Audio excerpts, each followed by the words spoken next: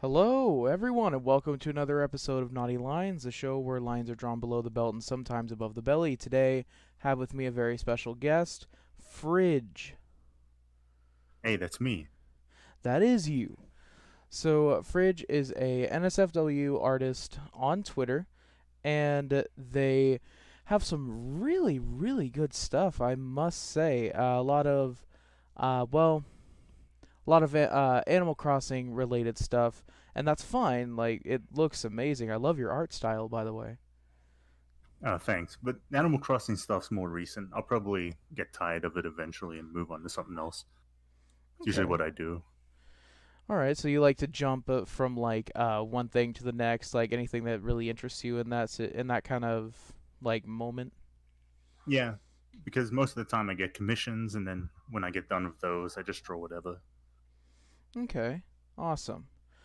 All right. So yeah, I'm gonna be asking you some questions, and let's get this started. Sure. So, first question for you, would be when did you start like doing art? Like at what point did you realize that it was a passion of yours? Uh, it was an accident, actually. Oh, really? Yeah, I was sent to a class.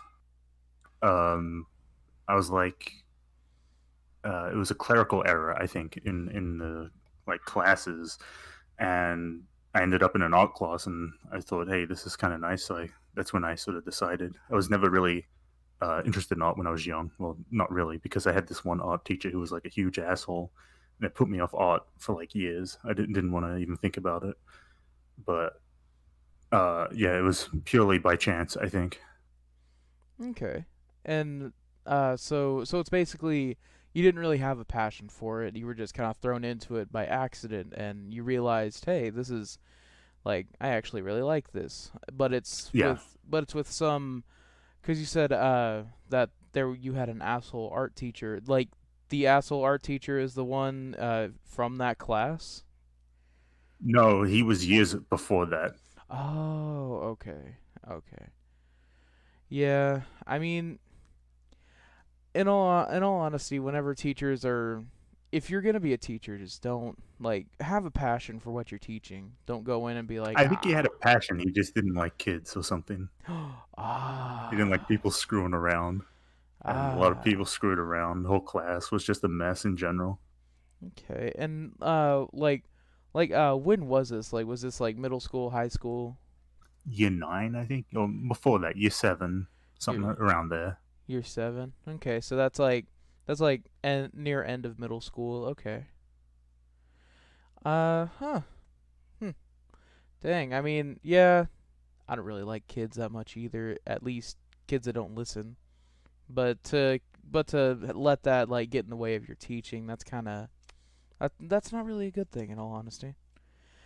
All right. So so that question was when did you start doing what you're doing? The next question is why do you do what you do today? Like it was an accident kind of getting into art for you. So what kept you driving and got you to where you are today?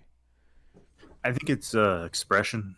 It's a very interesting thing about art is you can sort of express yourself, which is something that I thought I had a lot of trouble doing when I was younger.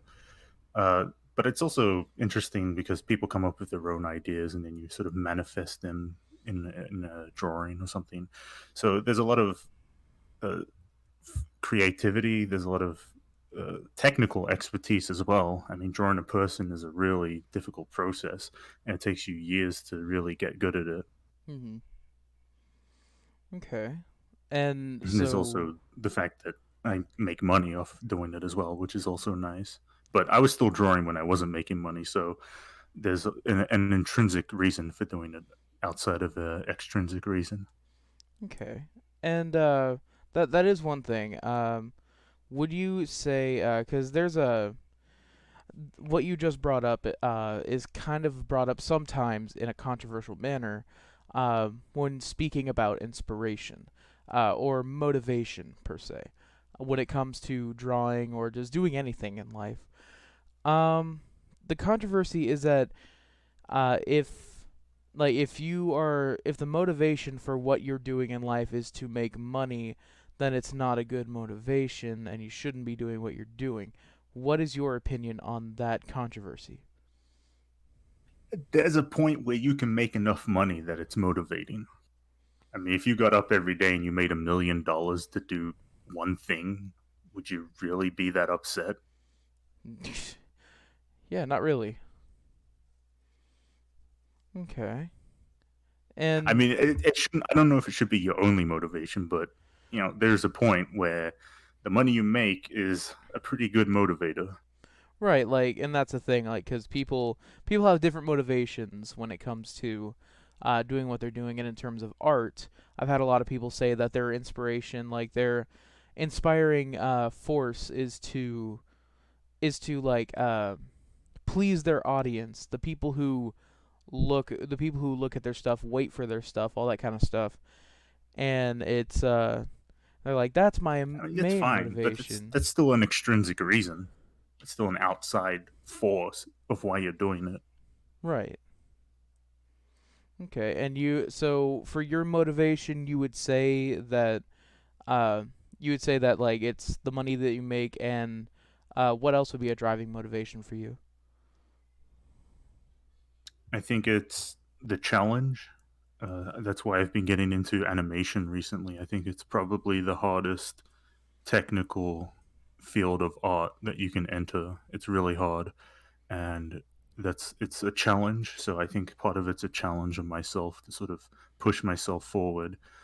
But I do also think that there are some things that I would want to say, and that's intrinsic. It's sort of an self-expression or sort of elaboration on ideas or concepts that is certainly something that art presents. Okay, and so another question for you, like you being an artist, what would you say would be an artistic outlook on life for you? What do you mean autistic? What does that mean? I don't Well, quite get it. like, yeah, like artistic outlook would be like everyone has their outlook on life. Like, you, live hard, die trying, or live hard, die hard, those kind of things. Uh, and or live every day like it's your last. You just Uh, mean my outlook on life in general. yeah. Uh, I think I'm a stoic because I've been reading about philosophy. I do it a lot. I'm interested in it because I'm interested in how people think, just in general. It's an interesting subject to think about. And I was looking at Marcus Aurelius and the idea that it's kind of it's one should be in tune with one's nature was the sort of general idea of stoicism in order to fulfill themselves as a man or as a human to sort of you engage in your nature or something like that, which I interpret as sort of your what you feel like you're made to do. Okay. All right. Um. Hmm. Okay. So basically, like, if I'm hearing this right, it's basically just like search for what you would want to do in life, or am I reading that completely wrong? I think that is you have to understand yourself because if you understand yourself, then perhaps you can understand what it is you should be doing at that moment in time. Oh, okay. So it's kind of like before you can love something or someone, you have to love yourself, that kind of thing. Kind of, but it's more of a you can. There are certain things where if you think about them, they sort of don't go away very easily. There are some things you'll think about and you'll forget about it tomorrow, but there are some things that just stay in your mind and they just seem to never go away. And it seems like that those things that stay in your mind must be important to some degree. Now, whether or not the things that are in your mind there because you put them there or someone else put them there. That's an entirely different conversation. But if you can somehow figure out the ones that you are interested in that are also the ones that perhaps you wanted to do, then perhaps those are the things maybe you should be doing. Okay. All right, I get that. Uh, let's see. Another question for you would be, what would be some memorable responses that you've had to your work? Uh, whether it be, and this kind of like blends into a different question I was gonna ask. Like, were there any memorable moments in your career as an artist so far? Like, bad commissioners, like people Oh dropping yeah, out or I things got like that. one, Yeah, let's hear it. a doozy.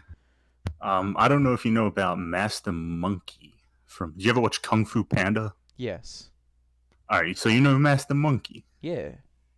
Well, I got a commission for him, and it was probably the worst commission I've ever gotten, just Mhm. in concept.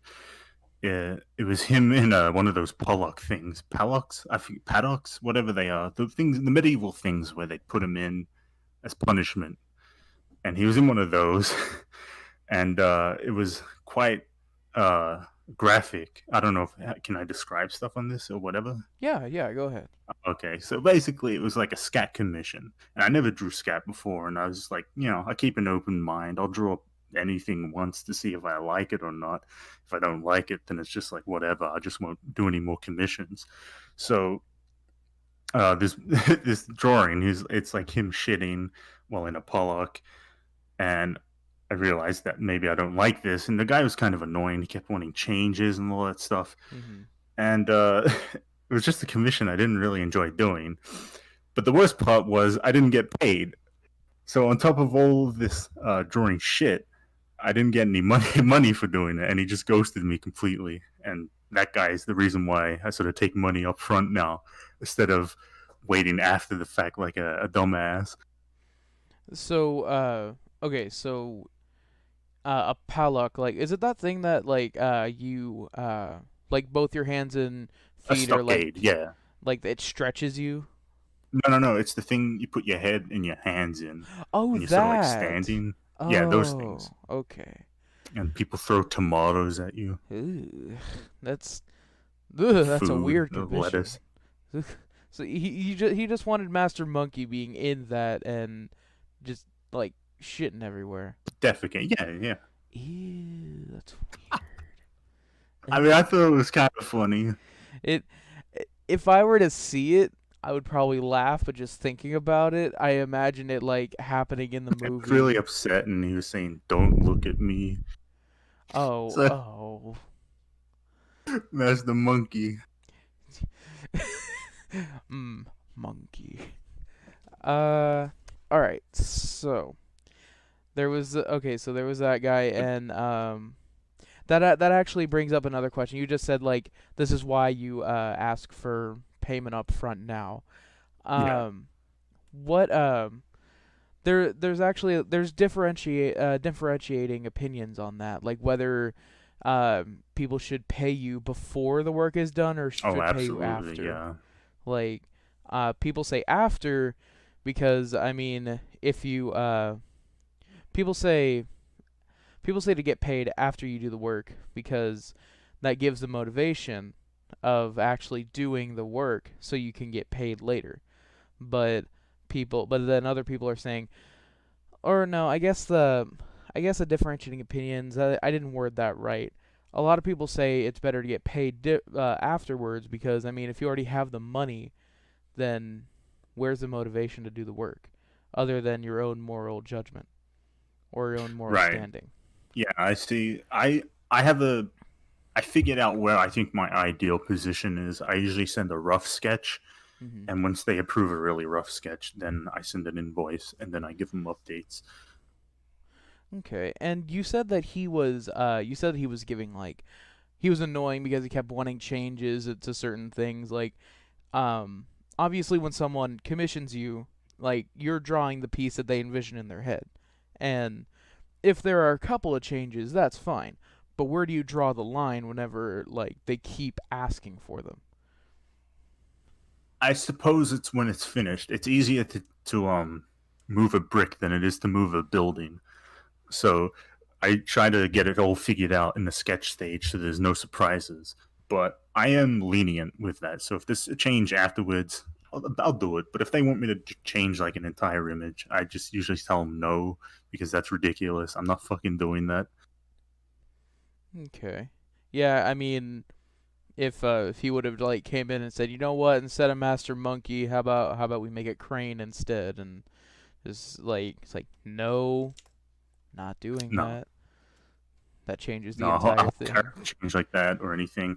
I don't even really like doing the whole clothed nude edits because so much of the body changes, like breasts. If you have clothes on, the breasts are more compressed together, so you have to redraw them. It's just like annoying. Mhm. Okay. All right. So you said that you were wanting to go into that you're starting a little bit of animation, and Yeah, where do you want to see animation, your comics, and like anything that's a challenge, really. right? Like you're wanting to challenge you're wanting to challenge your creative abilities with harder and harder things, and with animation being on like on the technical side of art being the hardest. And or do you believe that animation would be like the hardest medium of art, like in terms of actual like uh I guess drawing and things like that? I don't know, but I do know that in animating, especially if you're doing frame by frame animation, you're drawing the same image maybe dozens, if not hundreds of times. And in Right. some larger projects, maybe thousands of times. So it's definitely a test of endurance and dedication, determination, process, sort of having a system, because designing systems are very important to getting work done. Mhm. You know, if you say I'm going to wake up and I'm going to do this image and then you don't get it, you might be demoralized. Whereas if you had a system and you said I'm going to wake up, I'm going to work on this image, and if it doesn't get finished, it's fine, I'll work on it tomorrow. That's a more of a system approach to the problem, which I think works better long term. And it's brought up in a lot of things. There's a book called Art and Fear where they talk about this idea of pots, making clay pots, where two student groups, Group A had to make 50 pots, or like 50 pounds of pots. Group B had to make one perfect pot that they were going to be graded on, and it turned out that by the end of the test or whatever, that the Group A had better pots just in general because they had to make so many. So it's sort of an issue of volume and the amount of work that you put into something. Because you can draw a hand once perfectly, maybe, but could you do it again? I don't know. Mhm. If you did it 500 times, if even if you do it now, like somebody that's listening to this, if they want to draw hands better, just draw like 100 hands. Try and draw 100 hands, and the 100th hand will probably look better than the first one. Okay. And what is it? Would you here's a really good topic of discussion when it comes to cuz you right now you I would say have an expertise in digital art. Like I don't know if I can go that far, but okay. from what I've seen, like your main like medium is digital art. Oh, yeah, yes, yes. So what would you say to the people who say like, "Oh, it's not real art if it's on a computer." Like that's like you have to have a pen and paper or paint and canvas, things like that. People say I don't know. I've never heard people say that, but if they're saying that, I think maybe they're misguided because you can create all kinds of amazing things. You can create all kinds of terrible things with any kind of medium, really. I mean, just because you used a pencil doesn't mean your art's better. Sometimes it's better because people have learned hand-eye coordination with a pencil and paper. You kind of have to relearn hand-eye coordination if you're using a tablet. It's a bit more difficult, but once you get it, and you can pretty much make the same level of art on the same level of quality. I suppose if there's one benefit for traditional media that I would put over digital, is that digital, it's very easy to change things. So if you make a mistake in digital, you can just undo it and try again.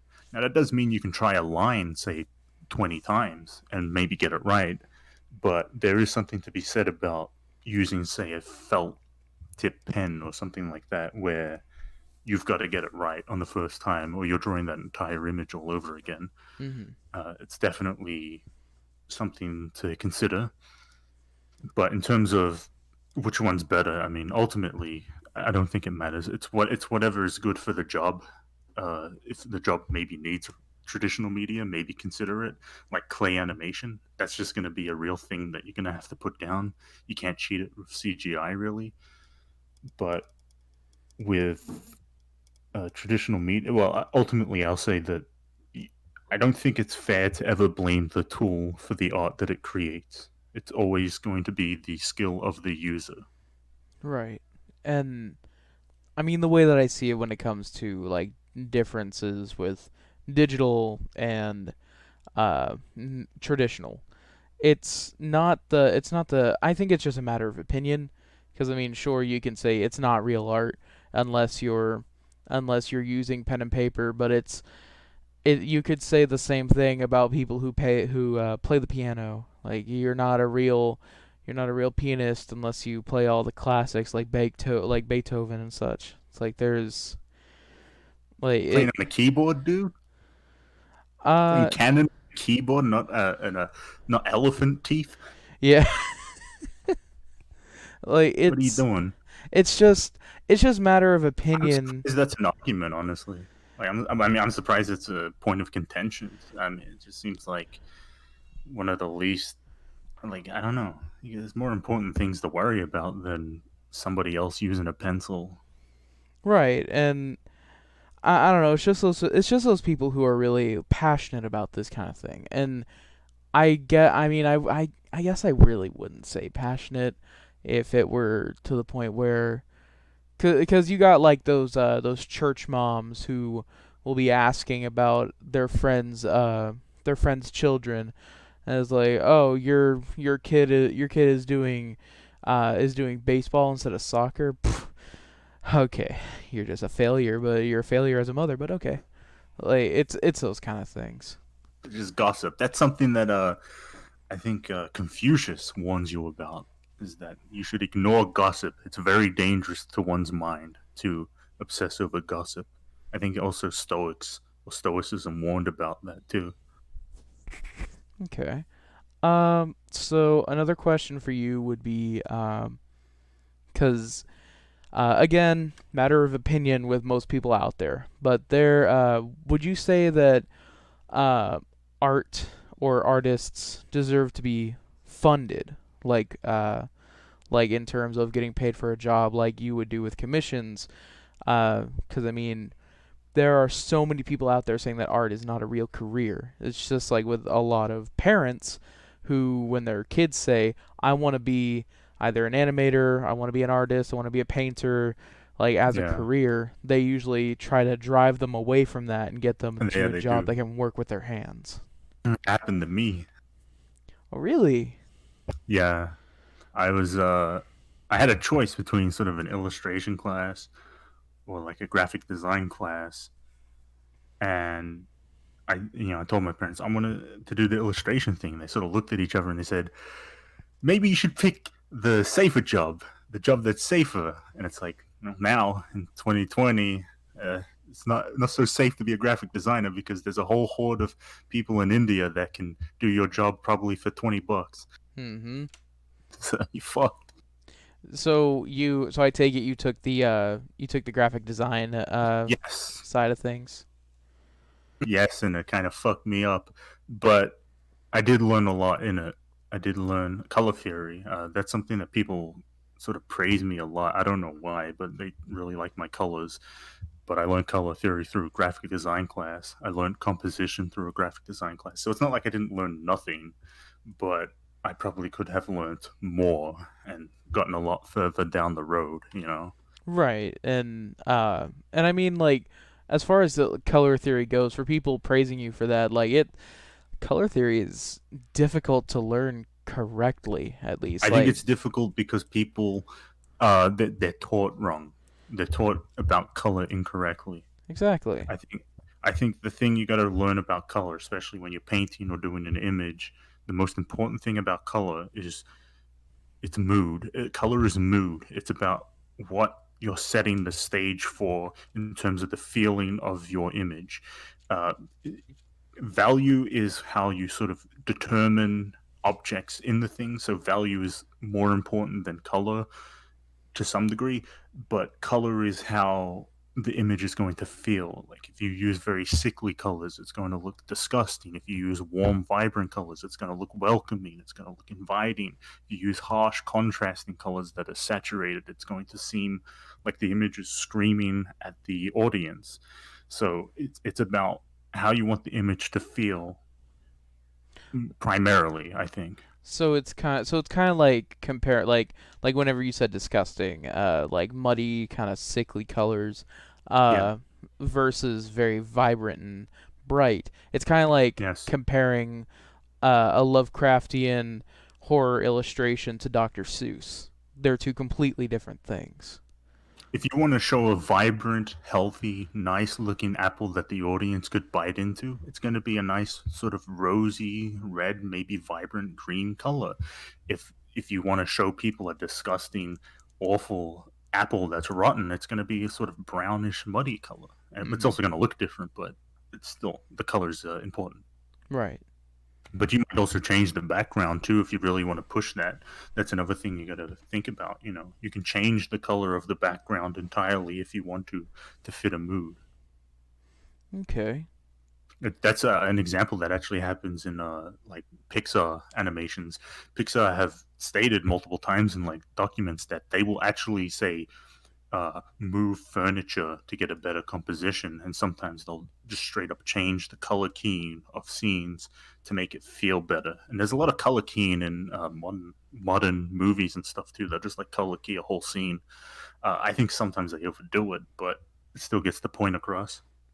There's a really good question. Like with your skills right now, like you said, 2020 right now, it's not really the best thing to be a graphic designer, but you're still making a living with what you do. What would you say? Where would you want to be with your career in art? Like, let's say 5, 10 years from now. Like, where do you want to go with art and animation and such? Do you want to land a job at big name companies like I'm gonna Pixar? go to hell in 5 years. I'm gonna die. Yeah. Um, I'm not sure, honestly. I've never really thought too much about where I am because what's happening right now is kind of, you Right. know, more important. The present is more tangible, I suppose. But I can do a lot of things. I can do pixel art, 3D modeling. I can do vector art. I can do realism, stylization. So I think versatility is very important for an artist. I know a lot of artists, they sort of get into a style. They say, this is my style or something. And it's kind of a rough patch to be in, I think, because you may be very popular right now, but who knows, 10 years, maybe the style, maybe the feeling and taste of the audience changes and you might be completely fucked. So you've really got to be versatile, I think, is very important because I can draw anime, I can draw cartoony stuff, I can draw, it's pixel art, I can do sort of something that looks like Metal Slug or something that looks more like, I don't know, like the Ren and Stimpy video game. But I think that's really important to be versatile. I think that's probably the most important thing an artist can be to a degree is to be able to sort of control what you want to draw. But it's also important to say have strong draftsmanship. It depends on kind of what you want to do or what you are doing. Say something like Charlie Brown, you got to have to draw Charlie Brown 600 times. You have to be really good at drawing Charlie Brown. So you can make some things work if you can sort of get that system going of say, an audience. They want to do it, they want to watch it or something. But I do think having there's a sort of freedom in being versatile. That's something that I think I forget what he calls himself, but the animation survival kit has a sort of a maxim about this, where it says something about how this artist discovered creative way to draw a cartoon rabbit, but then the cartoon rabbit was all he could draw, and then he was doomed. Essentially, is the idea, and I think that's certainly something to keep in mind. Okay. And that book's important. I think it is important, but it's also interesting in general because he can flip back and forth between animating a realistic person walking across the paper, and then on the next page there's like a cartoon bunny doing the exact same thing, which is examples of versatility and proportion control, draftsmanship. It's really impressive stuff. Okay. And so so as far as it goes with like obviously you are correct, like with everything going on like right now, it's not really easy to think about the future. And with all your versatile skills, would you would you at some point want to land a job at a big name company like Pixar or DreamWorks? Like, is that would that be a goal for you? I guess a personal goal, or do you just kind of want to branch off into like an individual Belligerent. thing? I'm kind of a belligerent dick, so I think I'd probably want to have my own company. Like that's kind of I don't want to work for Pixar. I just want to have my own Pixar and do that. Ah, Uh, okay. so that would be nice, sort of owning or operating something that big. It would be kind of cool. Uh, I think that would sort of be a long term goal because I don't know anything about starting a company like that. But that is something that would be interesting. I think if I do think about art jobs that I would own, the animation studio would be something that would be pretty cool to own. I think it would be hard. It would be hard. You'd have to do it like a Ralph Bakshi, where it's like you're doing the editing yourself, you're doing everything yourself, the composition yourself, the animation yourself. Maybe you hire a few people to do voice acting, whatever. But it's definitely like a Newgrounds kind of thing where it's all sort of done by them. There's no professional sort of industry involved. There's no big pipeline or anything like that. It's like maybe 12 guys maximum. Okay, now there's a interesting question. As far as big name projects go, not big name, but just big projects go, whether it be a game, a movie, anything like that, in an artistic medium, do you believe that it would be better for do you believe that it would be better for a smaller team to do a giant project or a bigger team? Because it's kind of that thing where it's like if you want it done right, do it yourself. But you can only get so far with so few people, or even just one person in some circumstances. It depends on how big your scope is for the project, but it also depends on how skilled the people in the project are. Um, there is this thing called, I think, the Matthew principle, which is something like 20% of the people in a job at a workplace do 80% of the work, something like that. Hmm. So it scales horribly when you get a large team together. But if you got a small team, I mean, a lot of you will probably be doing a lot of the work anyway. And if you're skilled at what you're doing, then it should probably go okay. The only issue is, I guess, time, depending on what you're doing. But there's also limitations, and limitations can invent creativity, especially, say, in the I think, early 80s or 70s in Japan. Hmm. Anime had a big problem with production costs. So what they did was they just paste the face on the screen and have it talk for a while, and it wouldn't move, and it got the job done. Hmm. You could animate on thirds, you could animate on fourths. I mean, you could make a really stylistic type of animation if you really wanted to, in terms of that. Okay. So it just depends on the scope of the I project, on the size of it. I think if you're creative enough and determined enough, you will find a way in eventually. But it depends if you want to do it. I mean, I have a lot of projects that I started, got quite some ways into them, and then I thought I don't really know what I'm doing with this, or I don't really know if I care about it, so I sort of stop. So you kind of gotta know what you're doing. But I think it also helps to have a partner to some degree. I know projects where I have a partner go along a lot better than if it's just mine, I think, because I'm sort of a perfectionist in a Hmm. lot of ways. So that sort of tarnishes a lot of my projects, stops them or halts them. It's very stop and go. But if you have like a partner project, which is why I probably like commissions so much. Is they sort of have an idea, you figure it out, and then you can work on it, and you sort of know where you're going, sort of have a direction, which is important. Okay. So scope of the project and in terms of how skilled the people are in Yes. said project. I would Scope is very important. Scope, I think I want to sort of reiterate it because it's so important. You cannot let, under any circumstance, your scope go out of control. It's happened to me. It's happened to plenty of people. It gets too complex, and then you just sort of go crazy because you don't know what to do. I'd say get a very simple scope. uh, there's this phrase called minimum viable product. I think like it's like if you had to sell this, what's the most basic thing you could sell to people that maybe they'd want to buy, and you can get to that stage. And when you get to that stage, maybe go back and fix things up, tweak things, whatever. okay. Cuz one of the like I wouldn't say main examples of this, but like an example of like a project being done by uh well, I think it was one person. Like okay, so the Five Nights at Freddy's Scott franchise. Crawford or whatever. Yeah, Scott Cawthon, like if I'm not That's it. Yeah. mistaken, he was the forefront and only person working on that game. He Yes. and like something of that like and he had already had like Several games. Yes. yeah, several games before Five Nights at Freddy's, but to have something like that just done by one person to skyrocket like that, it's like it can be a A lot real of that's luck. is that That's luck? another. Yeah, some of it's luck. I mean, there's a lot of indie projects out there no one fucking cares about. Do not give a shit about.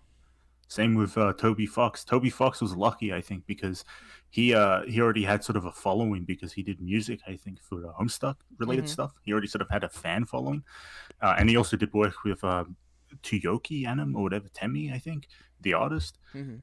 So there was a combination of sort of fandoms there that sort of accelerated it. They did have a following, but sometimes it is luck. So a lot of it is luck. I mean, that the what was that Bible game that Scott made before Five Nights at Freddy's? Nobody knows what that is. I barely remember it. I tried to pay attention and like study and observe it because I was kind of interested in seeing what it was. I know the other game he made. I forget what it was. The coffee pot game, the Fallen Mhm. something. I forget what it is. People know about that one. It's kind of a curiosity now. But yeah, a lot of it's luck. Sometimes it's accumulation as well. Accumulation is also important. Momentum. I think people underestimate momentum. Maybe some of them give up or they worry, because some streams some people start live streaming, maybe they can only get 10 people and they get 100, and then before you know it, maybe they've got like 10,000.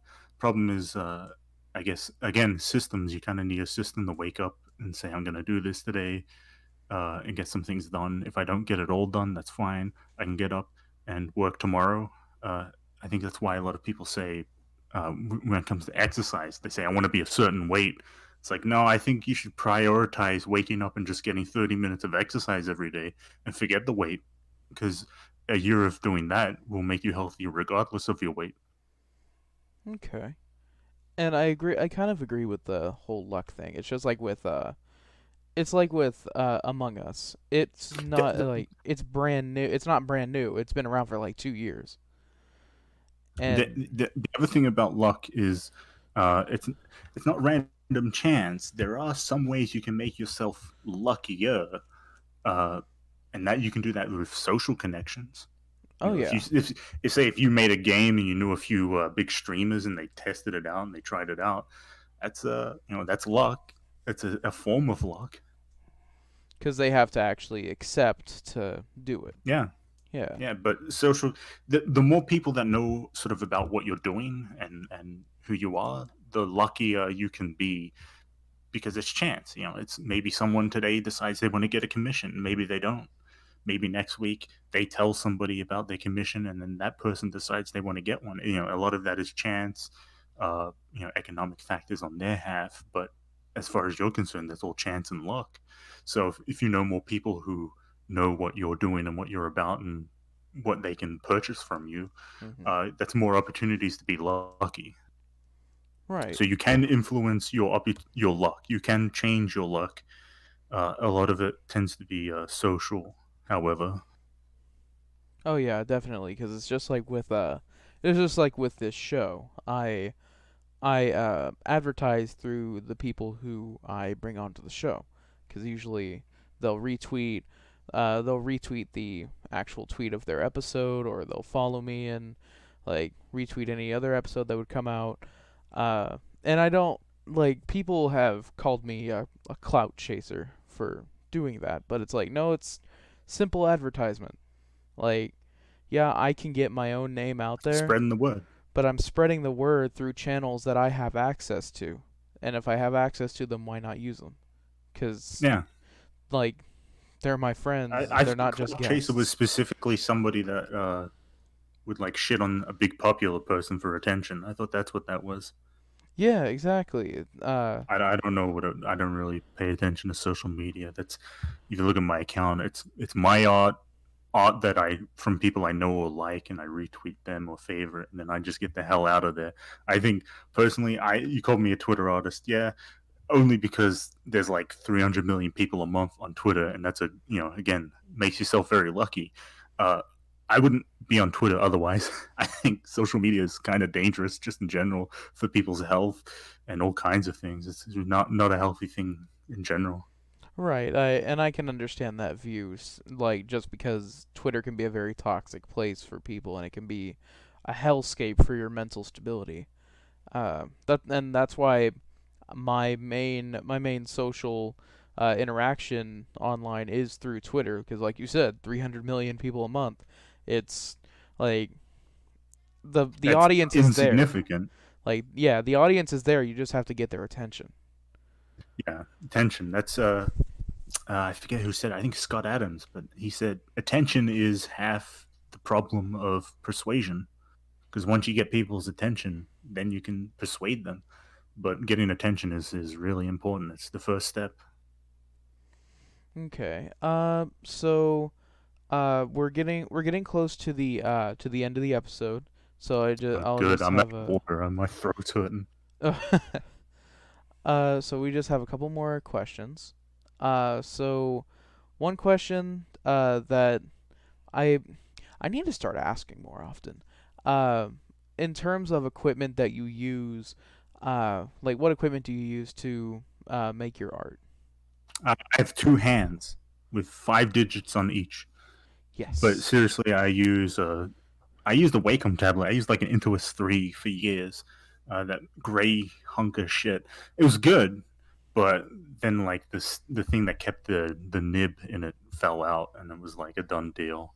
Hmm. Right now, I'm using something called an XP Pen Deco, I think, and that's pretty good. I mean, it was like $150, basically nothing in terms of art tablets, and really good, really nice. In terms of like programs, I use I right now I use Clip Studio Paint. I really like the way it uses line art, but I've used anything. I've used Photoshop. I've used Krita. Krita's free. It's a free and open source. So if you ever worried about not having money for owning programs, you got Krita. If you want to use vector art, there's Inkscape. So they're both very versatile, powerful tools. 3D Blender 3D. It's free, open source. I like using that one too. I like using and supporting the free and open source stuff. I think most of all because it's so very useful and they're very accommodating. For pixel art, however, I do use Astaprite. It's really powerful, but it's like $15 as well if you get the Windows build. If you build it on Linux, it's free, but the Windows specific build that he distributes, he sells. So it is what it is. But yeah, it's very. I've used them all basically.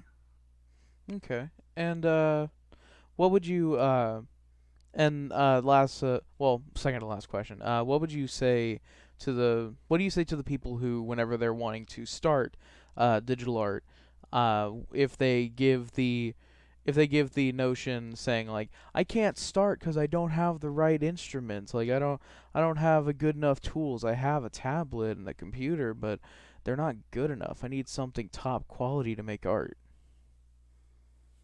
It is true that you do kind of need in certain fields a powerful PC to sort of handle all the RAM, especially in today's world where like Firefox takes like 4 gigs of RAM, and it's like, what the hell? It's a browser. What the hell's going on? Mhm. But there's I know somebody who, I don't know if I call him out or not. His name's Feason now. I think he used to be called Season, and I think he still to this day draws with a mouse, and he's a really impressive artist, and he draws with a mouse. So I don't know if there's really any excuse. I mean, if you don't have the equipment, you can always draw traditionally. Honestly, if you draw traditionally, you might improve faster as well. Always a pen and paper around. So you could always try that and take a photo. I mean, everybody's probably got a phone at this point in time. I know I do. I didn't get one until like this year, but I got a phone. So you can take a photo of your drawings, or you can draw with a mouse. I mean, pixel art. You can do pixel art with a mouse, no problem. In fact, I prefer doing it with a mouse personally. You can do vector art with a mouse. It's probably preferable as well to do vector art with a mouse. So there's a lot of avenues of art that you can just do almost entirely with a mouse, and especially animation as well. You could just make vector art and then animate that in, say, Blender or After Effects or something like that. After Effects, you probably need a powerful PC to deal with because it's kind of a pain. But yeah, it's there are alternatives. There's like render farms and stuff. There's a lot of avenues. I think that uh, you definitely have a lot of options if you do want to draw or create something and you're not sure how or what, or how you're going to do it. There's a lot of choices. I think that's kind of the problem, is people aren't made aware of the choices. Maybe. Okay. All right. So now comes a question for you to everyone who's watching, because whenever it To comes you, to, yeah, the to viewer, everyone, to you the viewer. we want your voice. Reply in the comments. Did Jeffrey Epstein kill himself or not? Was it Clinton? Oh my God. Okay, so to any aspiring artists out there uh who watch this show, what would be the advice to that you would give to them if they're wanting to start but they don't know like where to start? Like, what's some general Like advice? if they had nothing. If they had nothing, like they just like if you were to give any general advice about getting into art, what would you say to them? There's a lot of websites. There's something called drawbox.com, I think, is the website. It has a lot of very basic tests. There's a lot of very basic examples of how you can start drawing, say, in perspective.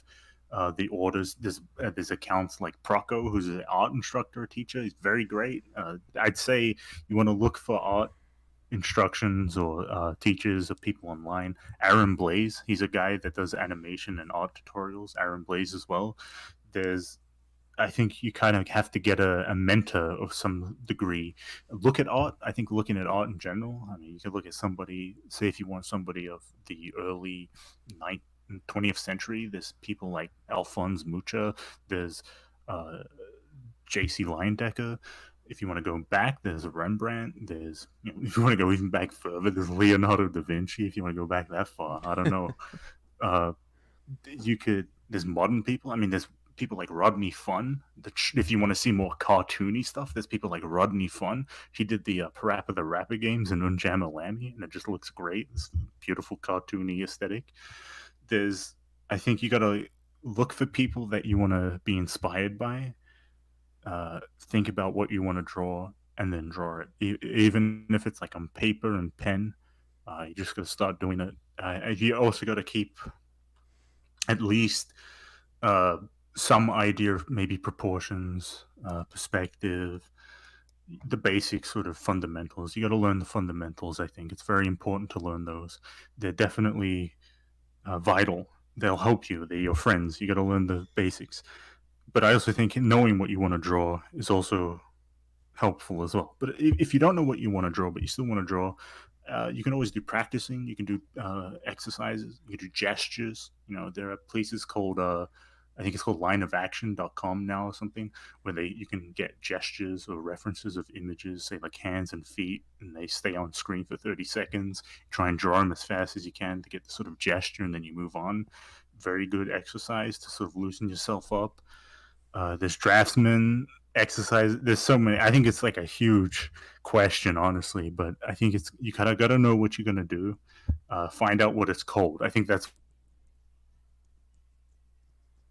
you can't really solve a problem until you know what to call it, essentially. So I think you got to figure out what the problem is called, and then try and find a way to solve it in a way that's good for you, works for you. All right, awesome. Very insightful. This whole thing was insightful, I must say. Uh, I open your third eye. yeah, you opened my third eye. I must say, this was a very Seeing lizard insightful people episode. now. I've been seeing lizard people for 10 years. I see them all the time. All right. So, yeah, again, Fridge, thank you for coming on the show. I really appreciate it. Thanks. And for all of you watching, thank you for coming and seeing this episode. If you want to see more of what Fridge does, I'll have his Twitter in the description below, as Should I well add one as more thing his. for versatility? Mm-hmm. Just one more thing. I just wanted to add this in terms of like even outside of art. I can program. I know how to code. I know how to program and stuff. I know how to do CSS and all that stuff as well. So it's really important to like find your interests just in general, inside, outside of art, because then you can combine them and do all kinds of things. So like Okay. you might have interests outside of art as well that you can incorporate. Really important. Okay. That's all I Awesome. wanted to say. Sorry. No, no, no, it's all right. But yeah, his Twitter will be in the description as well as his Pixiv. Uh, go check him out, commission him, like just go give him some love. And yeah, again, everyone watching, thank you for seeing this episode, and I will catch you guys in the next one.